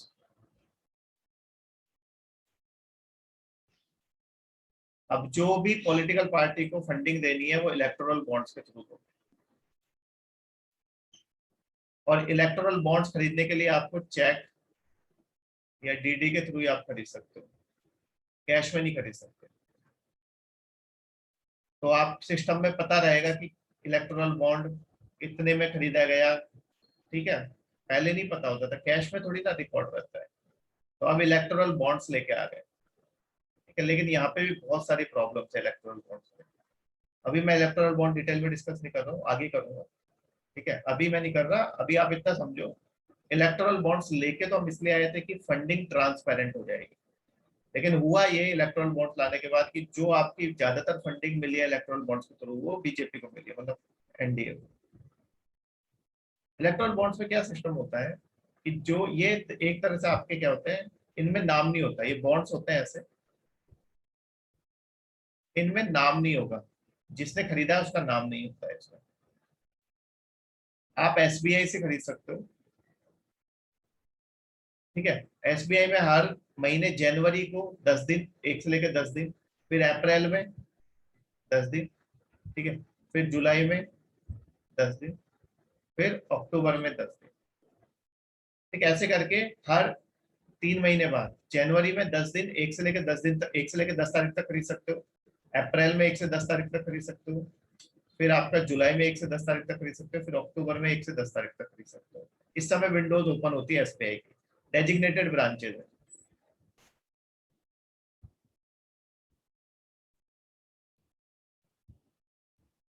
1,000 से लेके 1 करोड़ तक के वो होते हैं आपके इलेक्टोरल बॉन्ड्स। आपने खरीदा, उस पर आपका नाम नहीं होगा, आपने खरीदा उस पर आपका नाम नहीं होगा, ठीक है। तो पता नहीं है बॉन्ड किसने वहां पे, लेकिन एसबीआई में आपकी डिटेल जरूर होगी एसबीआई के पास, क्योंकि आपने एसबीआई से खरीदा।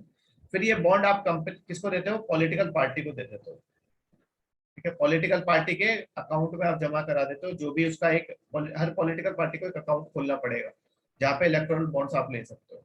आपने पॉलिटिकल पार्टी के अकाउंट में जमा करा दिया, वहां पे आपकी डिटेल नहीं है, क्योंकि वो तो आपका क्या है, बिना नाम का है। फिर वो पॉलिटिकल पार्टी के पास चला जाता है वो फंड, ठीक है। पॉलिटिकल पार्टी को 15 दिन में उसको कैश एंड कैश करना होता है, 15 दिन में वो पैसा निकालना होता है, 15 डेज। अब ये लाए तो इसलिए गए थे कि जो आपका दे रहा है पैसा, ठीक है, DD is demand draft, DD is demand draft, okay, DD is demand draft. समझो कंट्रोवर्सी क्या है, कंट्रोवर्सी समझा करो। तो क्या होता है, ठीक है, इसको मैं हटा देता हूँ, ठीक है, इसका स्क्रीनशॉट ले लो। कंट्रोवर्सी क्या है, अभी तक आपको समझ आ गया कि आपने,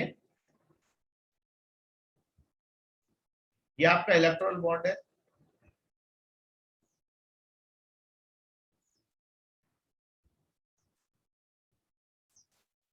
आप एसबीआई से खरीद सकते हो।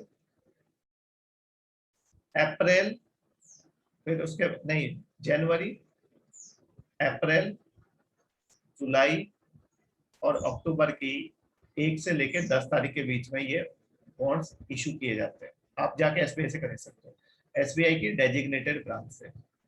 हर ब्रांच में नहीं, डेजिग्नेटेड ब्रांच है। आप जाके ऑनलाइन देखोगे तो आपको पता चलता है। वो इलेक्ट्रल बॉन्ड्स 1,000 से लेके 1 करोड़ तक के इलेक्ट्रल बॉन्ड्स होते हैं। 1,000 का होता है, 10,000 का होता है, लाख का होता है, 10 लाख का होता है, 1 करोड़ का होता है, ऐसे होता है। लेकिन आप कितना ही पैसा दे सकते हो पार्टी को। आप 1 करोड़ के 50 बॉन्ड खरीद लो, 1 करोड़ के 100 बॉन्ड खरीद लो, 1 करोड़ के 10,000 बॉन्ड खरीद लो, आप जितना चाहे उतना पैसा दे सकते हो पॉलिटिकल पार्टी इलेक्टोरल बॉन्ड्स के थ्रू। कोई कैपिंग नहीं है उसमें, इलेक्टोरल बॉन्ड्स के थ्रू कोई कैपिंग नहीं है। कैश में कैपिंग है, कैश नहीं दे सकते आप, ठीक है, कैश आप नहीं दे सकते, आप इलेक्टोरल बॉन्ड्स के थ्रू जितना पैसा तय है उतना दे सकते हो। अब यहाँ से आपने खरीदा तो यहाँ पे आपका रिकॉर्ड रहेगा एसबीआई में, यहाँ पे आपका रिकॉर्ड रहेगा, लेकिन बॉन्ड पे आपका नाम नहीं है। फिर वो बॉन्ड आप हर पॉलिटिकल पार्टी अपना एक अकाउंट खुलवाएगी, अपना एक अकाउंट खुलवाएगी, वहां पे ये जमा होगा बॉन्ड, ठीक है। उस अकाउंट के थ्रू इस बॉन्ड को वो एनकैश कर सकती है। फिर 15 डेज में उसको एनकैश करना पड़ेगा, मतलब कैश आपका निकालना पड़ेगा जमा होने के 15 दिन के अंदर अंदर, नहीं तो फिर नहीं निकाल पाएगी। अब क्या प्रॉब्लम है इसमें, कहने को तो ऐसा है कि जैसे यहाँ पे एनोनिमिटी है कि जिसने पैसा दिया उसका नाम नहीं है, लेकिन आपको ऐसा लगता है कि नाम नहीं है, यहाँ पे तो रिकॉर्ड है उसका, यहाँ पे रिकॉर्ड है। जब वो पॉलिटिकल पार्टी को देगा वहां पे भी उसकी एंट्री होगी, तो आपको पता तो है कि किसने आपको फंडिंग दी है, भले से बॉन्ड पे नाम ना हो लेकिन वो उसका रिकॉर्ड तो है आपके पास। तो पॉलिटिकल पार्टी को पता है किसने फंडिंग दी है, या फिर वो फोन करके बोल देगा मैंने इतने का आपके में बॉन्ड डाला है। तो यहाँ पे भी जिसने फंडिंग दी है उसको तो फेवर किया ही जाएगा ना।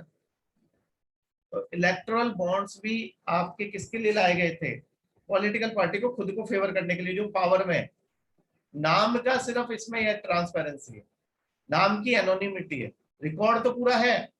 एसबीआई के आरबीआई कहती है कि भाई इससे आपका क्या होता है, आपका ब्लैक मनी जनरेट होने से बचते है क्योंकि कैश में नहीं जा रहा है पैसा और ट्रांसपेरेंसी है।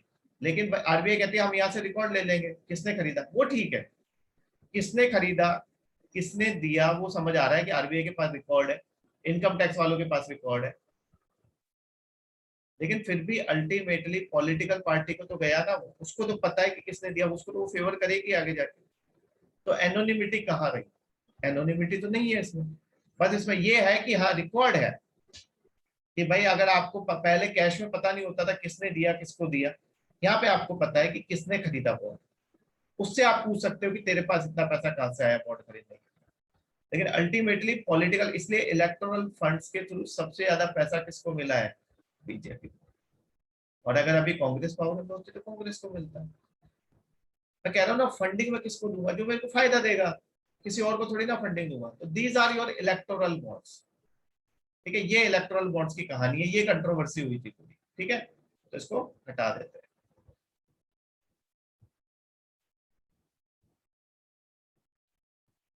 आरटीआई के एम्बिट में इसलिए नहीं ला सकते क्योंकि पॉलिटिकल पार्टी खुद नहीं चाहती कि हम आरटीआई के एम्बिट में है, ठीक है। आना चाहिए क्योंकि आप फंडिंग लेती हो, ठीक है, जनता से फंडिंग लेती हो, हर जगह से फंडिंग लेते हो, आपको आना चाहिए। लेकिन पॉलिटिकल पार्टी आरटीआई में तभी आएंगी जब वो खुद चाहेंगी। मैंने कहा ना, पॉलिटिकल विल नहीं है, ज्यादातर चीजों के लिए पॉलिटिकल विल नहीं है, ठीक है। तो इलेक्टोरल बॉन्ड्स क्लियर हो गए। तो पहला प्रोजेक्ट इनसाइट, इलेक्टोरल बॉन्ड्स के लिए मैंने लिखा हुआ है, स्लाइड है, वहां से आपको अभी समझ आ गया, वही लिखा हुआ है, कहीं से पढ़ लो आप, जितना मैंने बताया उससे ज्यादा कहीं नहीं मिलेगा, ठीक है। Linking Aadhaar with pan card, ये हो गया। और हमने क्या किया था, डिमोनेटाइजेशन, लेकिन वो इतना सक्सेसफुल नहीं था। ये भी हमने किसके लिए किया था, ब्लैक मनी के, कहते कहते तो यही है, ब्लैक मनी के लिए किया था। अब वो तो आपको भी पता है किस लिए किया था, ठीक है। यह एग्जीक्यूटिव एक्शन। अब आगे क्या किया हमने,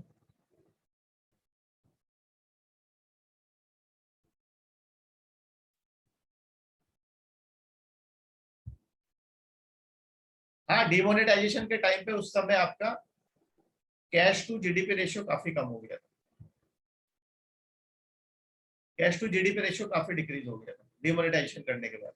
डिमोनेटाइजेशन करने के बाद जो हमारा कैश था सिस्टम में, वो काफी रिड्यूस हो गया था, क्योंकि आपने 86% कैश निकाल दिया था सिस्टम से, 14% ही बचा था। फिर बाद में लेकिन अब वापस से रिस्टोर हो गए, वो वापस से उतना ही हो गया, ठीक है। तो ये बात है। डिमोनेटाइजेशन करोगे तो उस समय तो कैश टू जीडीपी रेशियो कम हो गई। हर चीज हम जीडीपी के रेस्पेक्ट पर रहते हैं, ये डिमोनेटाइजेशन में पढ़ेंगे। अभी के लिए आप इस पे ध्यान दो जो पढ़ा रहा हूँ। Base erosion and profit shifting लेके आए ओईसीडी कंट्रीज। ओईसीडी के बारे में आगे एक स्लाइड बनाई, organisation for economic cooperation and development. सबसे अमीर जो देश है, ठीक है, जो आपके रिसोर्सफुल कंट्रीज हैं, जो आपकी डेवलप्ड कंट्रीज है, उनका एक ग्रुप है, जैसे हम ओईसीडी कहते हैं। ओईसीडी कंट्रीज क्या चाहती हैं कि जो डेवलपिंग इकोनॉमीज है जैसे इंडिया, इनका टैक्स इन्हीं को मिले। लेकिन होता क्या है base erosion and profit shifting में, base erosion and profit shifting ऐसे समझो, ये इंडिया है, इंडिया का टैक्स बाकी कंट्रीज में जा रहा है, इंडिया को नहीं मिल रहा है। तो ये क्या हो रहा है, इंडिया बेस है, टैक्स इसको मिलना चाहिए। कंपनीज यहाँ पे, इंडिया में कंपनी खुली हुई है, लेकिन टैक्स इंडिया को मिलना चाहिए क्योंकि बेस यहाँ पे। लेकिन बेस का इरोजन हो जाता है, यानी इंडिया को टैक्स नहीं मिलता, और कहाँ हो जाता है वो, शिफ्ट अदर कंट्रीज में हो जाता है।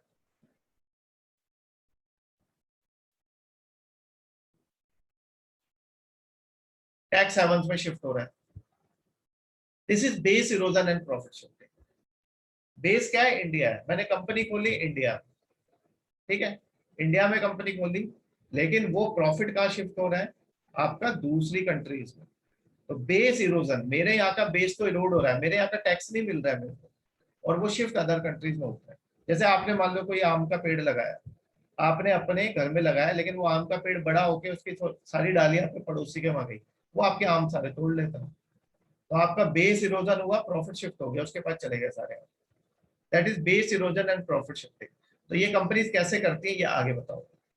अभी के लिए आप इतना याद रखो, base erosion and profit shifting का मतलब है जो इंडिया को टैक्स मिलना चाहिए था, इंडिया में कंपनी है तो वो जो कमाएगी उस पर इंडिया को टैक्स मिलना चाहिए, लेकिन वो क्या करती है, चालाकी से अपना सारा टैक्स दूसरी कंट्रीज में शिफ्ट कर देती है। कहाँ पे, जहां पे उसकी मेन वो है कंपनी, ऐसी जगह पे शिफ्ट करेगी जहां पे टैक्स नहीं लगता। बोलेगी मैंने तो यहाँ पे टैक्स पे कर दिया, अब हम कुछ नहीं कर सकते। फिर बाद में हम पता भी करेंगे तो पता चलेगा वहां तो टैक्स पे ही नहीं होता है, लेकिन हम रिकॉर्ड मांगेंगे तो वो तो टैक्स है, मैंने वो रिकॉर्ड देगा ही नहीं हमें। और हम किस किस से मांग लेंगे रिकॉर्ड, ये बहुत सारी ऐसे शेल कंपनीज बना के रखती है अलग अलग जगह। ये जो कंपनी होगी इंडिया में, क्या होता है, ये किस तरह से कंपनी खोलते हैं, इस तरह से कंपनी खोलते हैं। एक मेन कंपनी होगी कहीं पे यूएस वगैरह, उसकी एक ब्रांच इंडिया में खोली जाएगी, ठीक है।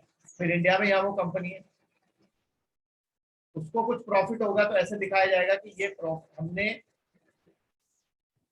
इस तरह से दिखाया जाएगा कि सारे टैक्सेस जो पे करने थे वो हमने टैक्स हेवंस में पे कर दिए यहाँ पे, ये हमारा सारा खर्चा इधर हो गया, तो हमें 0% प्रॉफिट हुआ है और इंडिया में टैक्स देने से बच जाएंगे। तो बेस इरोजन हो रहा है, इंडिया में टैक्स मिलना चाहिए था वो नहीं मिल रहा है इंडिया को, वो बाहर शिफ्ट हो रहा है, हम गरीब होते जा रहे हैं, बाहर वाली जो लोग हैं वो अमीर होते जा रहे हैं। एमएनसी इस तरह से पैसा कमाती है। इसके लिए एक टर्म यूज होती है, जैसे इसके लिए आपने अगर पढ़ा होगा, ब्रिटिशर्स ऐसे ही करते थे, जो ब्रिटिशर्स करते थे यहाँ वही सिस्टम हो रहा है। OECD organisation for economic cooperation and development, एक ग्रुप है कंट्रीज का, आगे देखते हैं, ठीक है।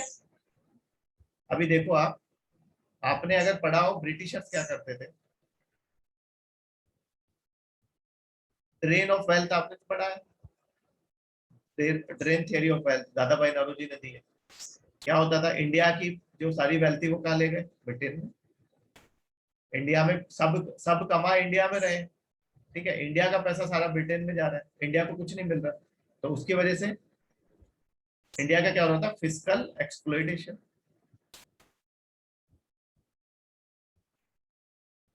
या इसको हम एक टर्म दे सकते हैं, फिस्कल इंपेरियलिज्म।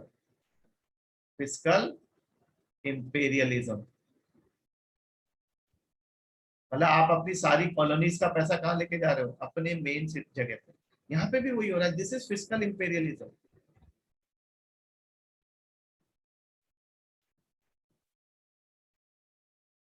जैसे किसी समझदार ने बोला है ना कि पहले ब्रिटेन वाले, सिर्फ ब्रिटेन वाले हमारा शोषण करते थे, अब तो सारी एमएनसी शोषण कर रही है।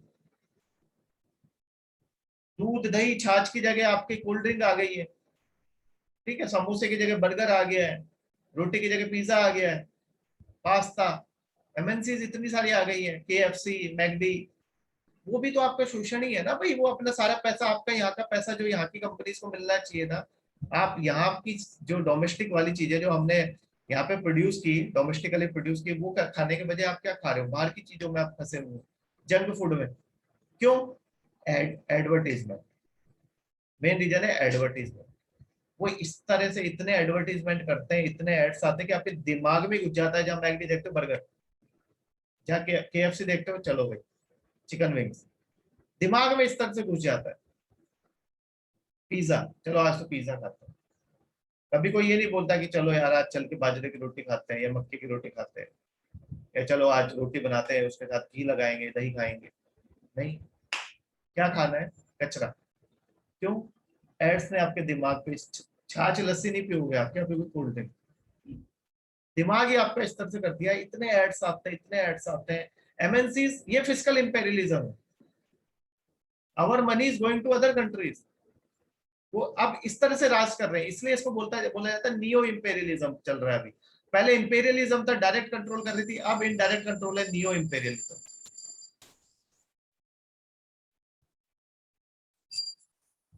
तो ये फिस्कल इंपेरियलिज्म है, जो base erosion and profit shifting हो रहा है, दैट इज फिस्कल इंपेरियलिज्म। ठीक है, कंपलसरी नहीं कर सकते टैक्स एमएनसी के लिए, एमएनसी आएंगी नहीं यहाँ पे। देखो सीधी सी बात है, आपको पता है, ये एक मिनट इसको हटा रहे हैं। आप टैक्स हेवंस आपको पता है कौन कौन से, उन पे आप एक्शन ले सकते हो, लेकिन नहीं लेते। टैक्स हेवंस बंद हो गए तो भाई इन्वेस्टमेंट ही बंद हो जाएगा। इन्वेस्टमेंट इसलिए तो हो रहा है कि उनको मौका मिल रहा है पैसे बचाने का। फिर वो इंडिया में क्यों इन्वेस्ट करेंगे? इन्वेस्ट ही नहीं करेंगे जहां उनको कुछ फायदा दिख रहा है। इससे इंडिया, ऐसा भी नहीं है कि सारा ही पैसा वो लेके जा रही है, कुछ एमएनसी देते भी है, सारी एमएनसी थोड़ा बेईमानी करती है। तो इंडिया ऐसे नहीं कर सकता, और इंडिया अकेला टैक्स हेवंस को बंद नहीं कर सकता, वो उनके पास अपनी सॉवरेनिटी है। लेकिन अगर ये ओईसीडी कंट्रीज एक साथ आ जाए, यूएस वगैरह से एक साथ आ जाए, तो करा जा सकता है टैक्स हेवंस को बंद। जब यूएस आपका इराक पे लगा सकता है बैन, जब यूएस आपका ईरान पे लगा सकता है, जब यूएस आपका नॉर्थ कोरिया पे लगा सकता है, जब रशिया पे लगा सकता है, ठीक है, इनको अपने कार्डसा एक्ट में डाल सकता है, ठीक है, काउंट, ठीक है, countering American adversaries through sanction act, countering American adversaries through sanction. इसमें 3 कंट्री डाली हुई, इसमें Iran, north Korea and your Russia. इनको वो अपना दुश्मन समझता है। तो अमेरिका चाहे और ये सब ओईसीडी चाहे तो टैक्स हेवंस पे, लेकिन टैक्स हेवंस में एमएनसी दिल्ली की तो है, अमेरिका की है, ओईसीडी कंट्रीज की है, बहुत सारे की है। तो टैक्स हेवंस को कैसे बंद किया है? जैसे पॉलिटिशियन कहते हैं ना कि हम करप्शन बंद करवा दें, करप्शन करते ही पॉलिटिशियन है तो कैसे बंद करवा दें? जनता को मूर्ख बनाया जाता है और कुछ नहीं। मैं आपको पहले सीधी सी बात कर रहा हूँ, I don't endorse any political party. सारे पॉलिटिकल पार्टीज आपको बेवकूफ बनाते हैं, किसी को जनता की चिंता नहीं है, बस वोट बैंक। आप उनके लिए सिर्फ vote bank and nothing else. ठीक है, आप पैसा कमा के देते हो, आप मेहनत आप करते हो, टैक्स में पैसा देते हो, आप इतनी पढ़ाई करके आप नौकरी लगते हो, वो बिना पढ़े पॉलिटिशियन बने हुए हैं। जिसका बाप दादा पॉलिटिशियन था, उसका बेटा पॉलिटिशियन है, बेटे का बेटा पॉलिटिशियन है। नहीं तो कोई, आप अगर किसी ग्रुप को ज्वाइन कर लेते हो तो आप पॉलिटिशियन हो, आरएसएस वगैरह ज्वाइन कर रखा है आपने तो आपको फेवरेटिज्म मिल जाएगा। तो यही सब चीजें चलती हैं। अगर कश्मीर में हो आप, और कश्मीर में आप किसी पॉलिटिकल पार्टी, आपके बाप दादा थे, तो अभी भी आप राज कर रहे हो। ठीक है, ऐसे आप साउथ में चले जाओ तो वहां पे एक पूरा इस तरह से लीनिएज। तो आपको लगता है कि यहाँ पे कोई मतलब कि इंटेलिजेंस के बेसिस पे हो रहा है कोई सिलेक्शन, या पढ़ाई लिखाई के बेसिस पे सिलेक्शन हो रहा है? यहाँ पे तो एक हायरार्की आपकी लीनिएज चली आ रही है पहले से। तो इसलिए आप क्या सोचते हो कि वो आपके लिए सोचेंगे, वो अपने लिए सोचेंगे।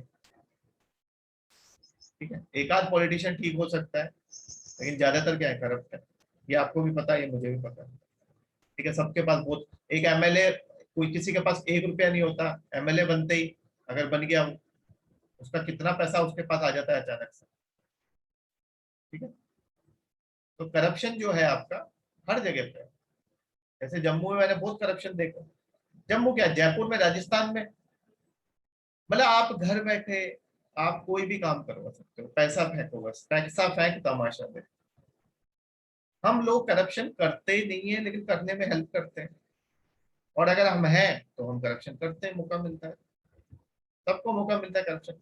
फिर एक इनकम डिक्लेरेशन स्कीम लेके आए थे, ठीक है, ये आगे पढ़ेंगे, इनकम डिक्लेरेशन स्कीम। इसमें हमने लोगों को मौका दिया था, क्या मौका दिया था कि ब्लैक मनी है तो वो शो कर दो, हम आप पे कोई एक्शन नहीं लेंगे। ऐसे प्रधानमंत्री गरीब कल्याण योजना लेके आए थे। अभी वाली अलग है, ये पुरानी वाली है, अभी वाली हम पढ़ेंगे आगे। इसमें भी यही बोला था कि ब्लैक मनी आपकी शो कर दो, हम आप पे कोई एक्शन नहीं लेंगे। ये दोनों स्कीम लाई गई थी। फिर टैक्सेशन रिफॉर्म्स हमने किए, ये आगे पढ़ेंगे दोनों डिटेल में, ठीक है। पेपर में तो आपको इसी तरह से नाम लिखना है, सिर्फ जब आप लिखोगे कि कौन कौन सा एक्शन लिया, वहां डिटेल में नहीं लिखना है, डिटेल में तो यहाँ समझे। फिर टैक्सेशन रिफॉर्म्स लिए, जीएसटी लाए, गार लाए, ओएम लाए, ठीक है, ये हमने सारे इंप्लीमेंट कर दिए। पेपर में तो आपको इसी तरीके से लिखना है जैसे मैंने आपको बताया, ठीक है। फिर रेगुलेटर्स ने क्या एक्शन लिए, सेबी वगैरह ने, तो सेबी ने पार्टिसिपेटरी नोट्स पे एक बैन टाइप लगा दिया है, उन पे चेक रखता है, क्योंकि उनकी वजह से काफी आपका टैक्स अवॉइडेंस होता है।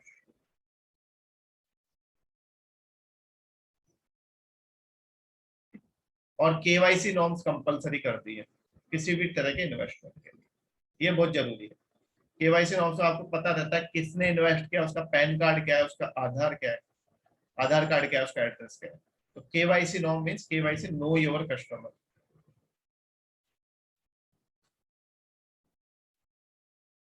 आप किसी भी बैंक में जाओगे वो भी आपसे केवाईसी मांगेगा, कहीं पे इन्वेस्ट करोगे म्यूचुअल फंड्स वगैरह, वो भी आपसे केवाईसी मांगेगा। क्यों? क्योंकि इनकम टैक्स को पता होना चाहिए आपने कहाँ का इन्वेस्ट किया है, कितना कमाया है। जैसे अभी आप क्रिप्टो करेंसी में भी इन्वेस्ट करोगे तो वो आपसे केवाईसी नोट मांगता है,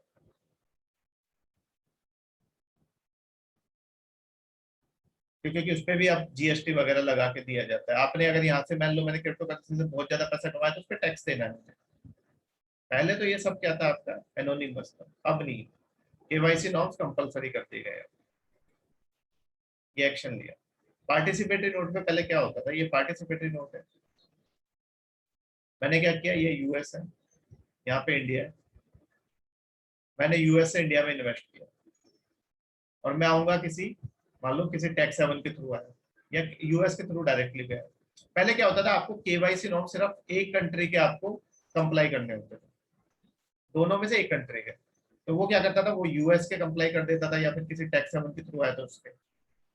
अब इंडिया के तो वो करेगा नहीं, एक कंट्री के कर दिए, दूसरे के करने की जरूरत नहीं। अब इंडिया में वो पैसा कमा रहा है, इन्वेस्ट किया, इंडिया वाले को कुछ नहीं पता, क्योंकि वो केवाईसी कहाँ पे दिया है उसने, अपना दूसरी कंट्री में। तो अब जब वो अपना शेयर्स बेचेगा खरीदेगा, कुछ नहीं पता इंडिया वालों को किसने इन्वेस्ट किया, तो उस समय क्या होता था, बहुत ज्यादा टैक्स की चोरी होती है। पार्टिसिपेटरी नोट में ऐसा होता है, लेकिन इंडिया क्या चाहता था कि ज्यादा से ज्यादा इन्वेस्टमेंट हो, पार्टिसिपेटरी नोट के थ्रू इन्वेस्टमेंट ज्यादा हो तो हमारा शेयर मार्केट में अच्छा पैसा आएगा, कंपनीज में इन्वेस्टमेंट ज्यादा होगा। लेकिन उसकी वजह से टैक्स की चोरी होने लगी, तो इंडिया को लगा यार ये तो गलत गलत हो रहा है, तो फिर उसने पार्टिसिपेटरी नोट पे ध्यान दिया। बोला पार्टिसिपेटरी का नोट का यूज हो रहा है टैक्स की चोरी के लिए, मनी लॉन्ड्रिंग के लिए यूज हो रहा है, इसमें जो पैसा कमाया जा रहा है वो टेरर फाइनेंसिंग के लिए यूज हो सकता है। आरबीआई ने भी बहुत बार बोला कि ये टेरर फाइनेंसिंग के लिए यूज हो सकता है। तो फिर क्या कंपलसरी कर दिया, आपको जिस कंट्री से आ रहे हो वहां के केवाईसी नॉर्म्स भी फॉलो करने पड़ेंगे, और हमारे केवाईसी फॉलो करने पड़ेंगे। अब दोनों जगह के आपको केवाईसी फॉलो करने हैं। तो अब उनपे इंडिया को पता रहता है किसने इन्वेस्ट किया है, कितना कमाया है, पहले नहीं पता होता। तो पार्टिसिपेटरी नोट हमने क्यों अलाउ किए थे, ताकि हमारे यहाँ पे इन्वेस्टमेंट आए। लेकिन हमें बाद में आरबीआई ने चेताया, ठीक है, सेबी ने चेताया, उन्होंने बताया कि भाई आपका ये पैसा जो है ये लॉन्ड्रिंग के लिए यूज हो रहा है, टेरर फाइनेंसिंग के लिए यूज हो रहा है, इस पे आप बैन लगाना जरूरी है। तो फिर इस पे हमने पार्टिसिपेटरी नोट को केवाईसी किया दोनों जगह से, और पार्टिसिपेटरी नोट को हमने बंदी कर दिया घर पर। मुश्किल से अब बहुत हार्डली 1% 2% पार्टिसिपेटरी नोट आते हैं। क्यों? क्योंकि अब इनको जो पहले प्रैक्टिस थी, जो ये करते थे मनी लॉन्डर, वो खत्म कर दिया ना हमने, केवाईसी नॉर्म्स कंपलसरी कर दी। केवाईसी नॉर्म्स कंपलसरी होने के बाद आप इन्वेस्ट करोगे तो पता रहेगा सब कुछ कि किसने इन्वेस्ट किया, दैट इज केवाईसी। फिर लेजिस्लेटिव इनिशिएटिव कौन कौन से लेजिस्लेशन बने, कौन कौन से एक्ट बनाए गए। तो पहला है ब्लैक मनी एक्ट, आगे देखेंगे। क्या है, ब्लैक मनी एक्ट 2015, बेनामी प्रॉपर्टी ट्रांजैक्शन एक्ट, ये भी आगे देखेंगे, अभी बेनामी की बात की थी मैं, ये बेनामी डील्स को रोकने के लिए।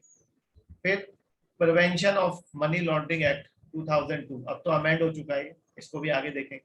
पीएमएलए बोलते हैं इसको, फेमस है ये PMLA 2002, prevention of money laundering act 2000। फिर प्रिवेंशन ऑफ करप्शन एक्ट 1988, ये भी आपका अमेंड हो चुका है, इसको भी आगे देखेंगे। फिर रेरा, ये भी इंपॉर्टेंट है, RERA real estate regulation act, regulation and development act. आपको पता है, मैंने बताया था रियल एस्टेट में बहुत ब्लैक मनी, तो उसको रेगुलेट करने के लिए रेरा लाए। ऐसे बेनामी को रेगुलेट करने के लिए बेनामी लाए, ब्लैक मनी के लिए ब्लैक मनी एक्ट लाए, मनी लॉन्ड्रिंग ना हो उसके लिए मनी लॉन्ड्रिंग एक्ट लाए, करप्शन ना हो उसके लिए करप्शन एक्ट लेके आए। तो ये सारे हम आगे करके एक एक करके डिटेल में पढ़ेंगे, ठीक है। इन पे आपको डायरेक्टली भी क्वेश्चन पूछे जा सकते हैं, ठीक है। जुडिशरी ने क्या किया था, जुडिशरी ने एक स्पेशल इन्वेस्टिगेशन टीम बनाई थी, एसआईटी, सुप्रीम कोर्ट ने, किसके लिए, ब्लैक मनी के लिए,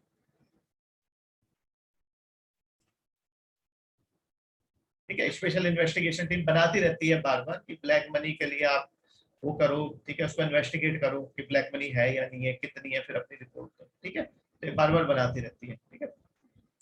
अब वो पता चलता है नहीं चलता वो बात की बात है, लेकिन ऐसे स्पेशल इन्वेस्टिगेशन टीम बनती रहती है। फिर international cooperation, this is important, दूसरी कंट्रीज के साथ मिलकर हमने क्या किया, international cooperation, that is collaboration with other countries to fight black money problem. सबसे पहला है FATF, financial action task force, important है, ठीक है। जैसे अभी थोड़े दिनों पहले पाकिस्तान के को लेके एफएटीएफ न्यूज में थी, ठीक है, पाकिस्तान को ग्रे लिस्ट में डाल दिया था, उस वजह से न्यूज में थी, ठीक है। तो एफएटीएफ इज इम्पोर्टेंट, आगे डिटेल में इसको देखेंगे, ठीक है। प्रीलिम्स के लिए भी इम्पोर्टेंट है, मेंस के लिए भी इम्पोर्टेंट। सेकंड इज फाटका, फटका बोल लो आप इसको, फटका, फटका जानते हो ना, इसको बहुत तेजी से थप्पड़ मारना, फटका, ठीक है। Foreign account tax compliance act, ये किसके साथ किया हुआ है हमने, यूएस के साथ, ये भी आगे देखेंगे, फटका भी डिटेल। और लास्ट है डीटी डबल ए एग्रीमेंट, इसमें हमने क्या कर दिया, अमेंडमेंट,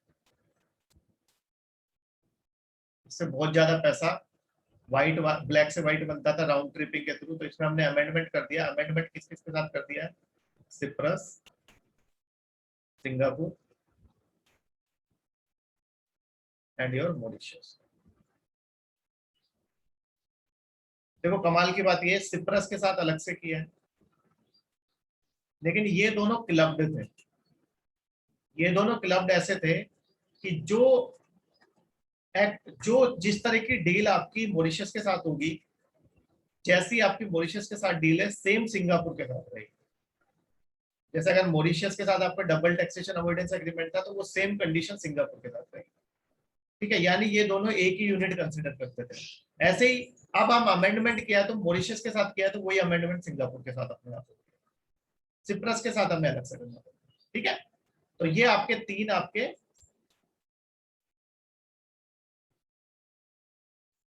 हाँ, हम टैक्स रिफॉर्म्स, गार, डीटी डबल ए, पोयम, बीईपीएस सब आगे डिटेल में पढ़ेंगे, ठीक है, सब आगे डिटेल में समझेंगे। वैसे वो पेपर में आपसे डायरेक्टली नहीं पूछेगा, लेकिन हम आगे सारी चीजें डिटेल, अभी देखते जाओ आप क्या क्या आता है। अभी तो सिर्फ वो कहते हैं ना कि अभी this is just tip of the iceberg, ठीक है, अभी तो सिर्फ शुरुआत है, अभी आगे आगे देखो होता है क्या, तो सब आएंगे डिटेल में, डोंट वरी, ठीक है, चिंता करने की जरूरत नहीं है। व्हाट्स द टाइम, नहीं, चलो आगे चलो।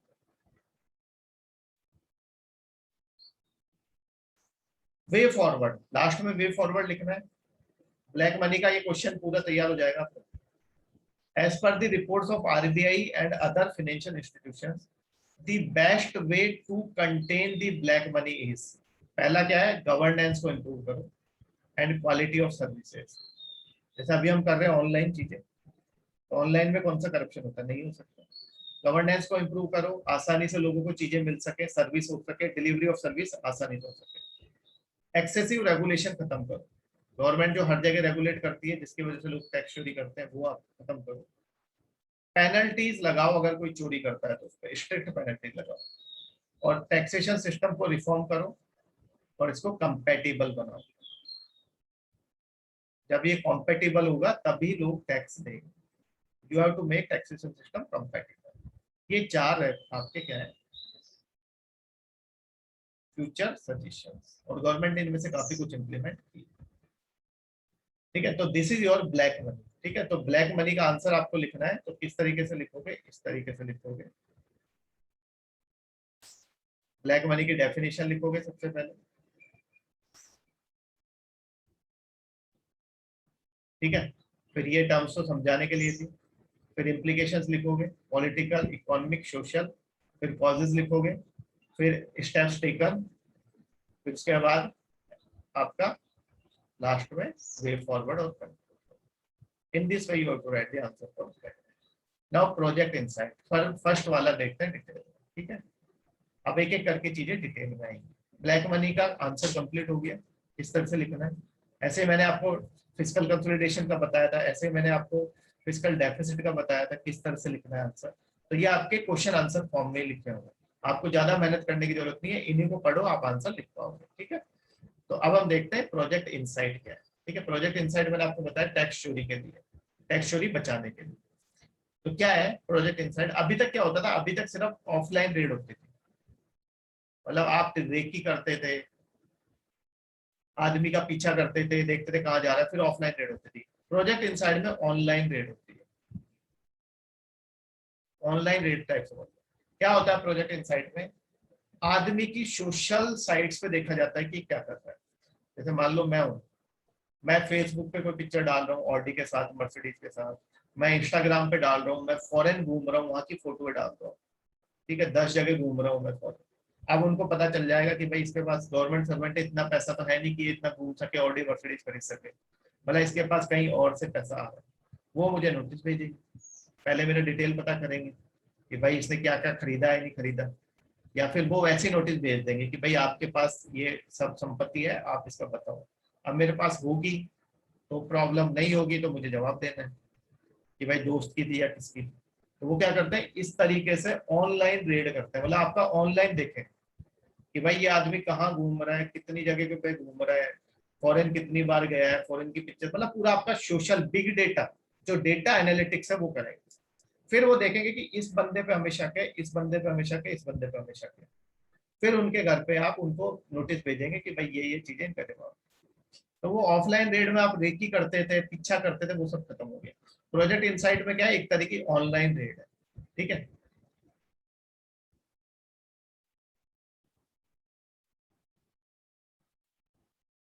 अब आ रही है आवाज? अब आ रही है आवाज? Am I audible now? Am I audible now?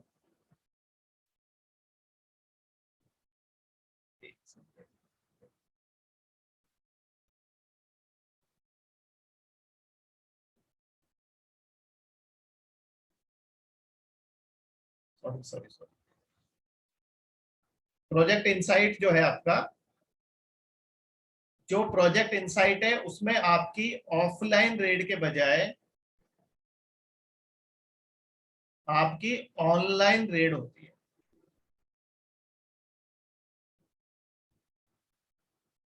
पहले क्या होता था प्रोजेक्ट इनसाइट, पहले क्या होता था, आप ऑफलाइन रेकी करते थे, पीछा करते थे, इतनी सारी मैन पावर, 1-2 महीने 6 महीने तक रेकी कर रहे हो, फिर आप रेड डालते थे।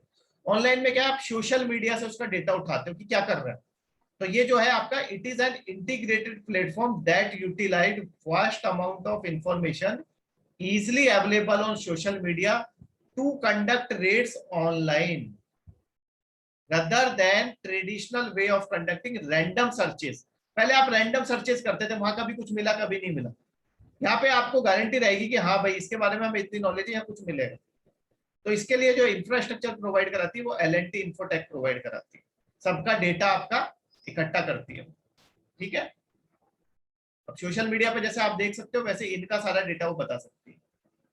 ठीक है, it uses data mining, big data and analytics to scoop out tax evaders from social media platforms like Facebook, Twitter and Instagram। It enhanced the department's ability to monitor the flow of funds and audit trail of high value transactions and curb circulation of black money. It helped in catching tax evaders using technology. It played a key role in widening of tax base and data mining to track tax evaders. तो ultimate क्या है, मैंने आपको बताया, social media से हम सारा data उठाते हैं। सोशल मीडिया से पता चल जाता है कि किसने क्या, कितनी आपकी कहाँ कहाँ गया है। नहीं, ये प्राइवेसी नॉर्म्स के अगेंस्ट नहीं है। आपने सोशल मीडिया पे फोटो डाली है तो वो आपने डाली है ना, हम तो देखेंगे उसको। ठीक है, प्राइवेसी नॉर्म्स कहाँ से आ गए? आपके घर में घुस के थोड़ी ना फोटो खींच रहे हैं। ठीक है, आपने जो फोटो डाली है, आपने जो फॉरेन की फोटो डाली है, आपने जो ऑडी में डाली है, मर्सिडीज में घूमते हुए डाली है, वो देखेंगे हम तो। हम थोड़ी ना आपके घर में घुस रहे हैं जो प्राइवेसी नॉर्म्स आ गए। ठीक है, क्लियर है?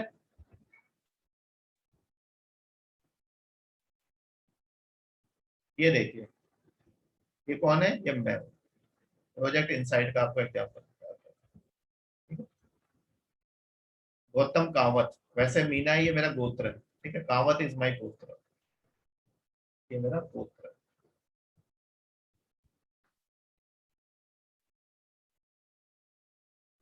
अब मैं किसके साथ खड़ा हूँ? ऑडी के साथ। ये मेरा घर है, यहाँ मैं फोटो खिंचा रहा हूँ। ठीक है, सूट बूट मैंने पहना हुआ है। ठीक है, अब ये देखेंगे कि इसके बाद ऑडी कहाँ से आई। मान लो ये मैंने ऑडी के साथ, ये मैंने फोटो डाला था। ठीक है, फेसबुक पे डाला, इंस्टा पे डाला। अब अगला फोटो मैं डालता हूँ मर्सिडीज के साथ में। अब यहाँ खड़े होने से पता चल रहा है मेरी, मेरी नहीं है वैसे। ठीक है किसी अपने की, लेकिन मेरी नहीं है। ठीक है, मेरे पास इतना पैसा नहीं है ऑडी खरीदूंगा। और ऑडी क्यों खरीदूं मैं? ठीक है, क्या जरूरत है जब वो सारे काम आपके बाकी गाड़ियों से हो जाते हैं। ठीक है, तो दिखावा करने वाली बात। तो अब मैं 2-3 फॉरेन कंट्रीज में घूम के फोटो डालू तो ये मेरे पास नोटिस भेजते हैं। इस तरीके से रेंकी की जाती है। आपको मैंने जीता जाता एग्जांपल दे दिया, इस तरीके से की जाती है। ठीक है, that is your project inside. ठीक है, that is your project inside.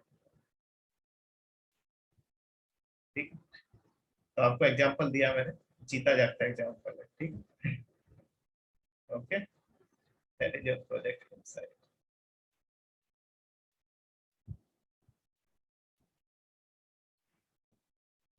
ठीक है, प्रधानमंत्री गरीब कल्याण योजना कल पढ़ेंगे। ठीक है, आगे हम क्या क्या पढ़ने वाले देख लेते हैं। ये प्रधानमंत्री गरीब कल्याण योजना पढ़ेंगे, उसके बाद ये आपका करप्शन, फिर उसके बाद हवाला का ये आपका, ये फिर पार्टिसिपेटरी नोट्स का डायग्राम।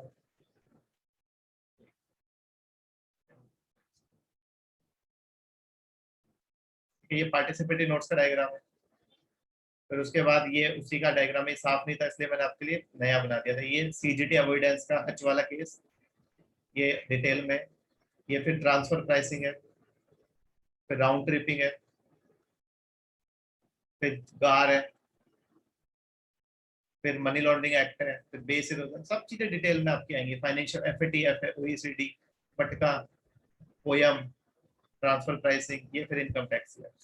डोंट वरी, ठीक है, we will see all things in detail. चिंता करने की जरूरत नहीं किसी भी चीज की। प्राइवेट अकाउंट का, प्राइवेट अकाउंट कौन ट्रेस कर रहा है? ठीक है, हम तो जो आप उसमें डाल रहे हो, जो ओपन डाल रहे हो सबको, उसको करेंगे। ठीक है, और अगर आपको शक है तो आप कर सकते हो अगेंस्ट, जैसे गवर्नमेंट कर सकती है ना भाई। प्राइवेसी कोई आपकी एब्सोल्यूट प्राइवेसी थोड़ी ना है। आपको जो मिले हुए फ्रीडम्स, जो आपको राइट्स मिले हुए, they are not absolute rights. Okay, they are not absolute rights. आप ये मत सोचिए कि आपको जो मिले हुए they are absolute rights, they are not absolute rights. ठीक है, एब्सोल्यूट राइट्स कोई सा भी नहीं है। ठीक है, they are subject to restrictions आप पे। और डेमोक्रेसी जैसा, हाँ डेमोक्रेसी मिथ है या नहीं है, we will discuss about that in philosophy. वो आप पढ़ते नहीं हो, तो डेमोक्रेसी मिथ है या नहीं है वो अलग बात है। लेकिन आपका जो प्राइवेसी है, privacy is not absolute privacy. अब पुलिस होती है, अगर पुलिस को किसी को पकड़ना होता है, शक होता है, तो आपके घर पे रेड आ नहीं जाती, घुस जाती है अंदर। उसको शक है तो कि यहाँ पे कोई छुपा हुआ है, फिर वो आपसे पूछेगी? नहीं पूछेगी ना। उसके पास पावर है। तो प्राइवेसी जो है आपकी एब्सोल्यूट नहीं है ना भाई, प्राइवेसी इज नॉट। और आप क्या बात करते हो प्राइवेसी की, अभी आपको इस बारे में सारा डेटा पता है गवर्नमेंट को, आपके बायोमेट्रिक्स लिए हुए हैं, ठीक है। ओके, लड़ाई मत करो प्राइवेसी पे, प्राइवेसी ये एज पर डेमोक्रेसी, लेकिन प्राइवेसी जो है आपका मिथ वाली बात नहीं है, लेकिन प्राइवेसी आप कह नहीं सकते कि एब्सोल्यूट प्राइवेसी है आपको। सब चीजों पे तो नजर है, कौन सी चीज है, हर जगह सर्विलेंस है आपका। अब ऐसे तो मैं बोल दूं कि मेरे ऑफिस में सीसीटीवी लगे हुए, मत लगाओ भाई, मेरी प्राइवेसी खत्म हो रही है इससे, लेकिन सिक्योरिटी के नाम पे लगेंगे ना कैमरा, लगे हुए। आपने अपने घर के बाहर सीसीटीवी लगाया हुआ है, लोग वहां से निकलते हैं बोलेंगे यार ये हमें देखता है, हमारी प्राइवेसी खत्म हो रही है, इसको हटवाओ सीसीटीवी। प्राइवेसी आपके आपके घर में बैठे हो तब बोलो आप कि हाँ मैं मेरे घर में बैठा हूँ, मेरे रूम में बैठा हूँ, लेकिन पुलिस वहां पे भी रेड कर सकती है, इनकम टैक्स वाले वहां पे भी रेड कर सकते हैं। तो प्राइवेसी जो है आपकी, ठीक है, वो एब्सोल्यूट नहीं है ना भाई, राइट्स एब्सोल्यूट नहीं है आपके पास। ओके,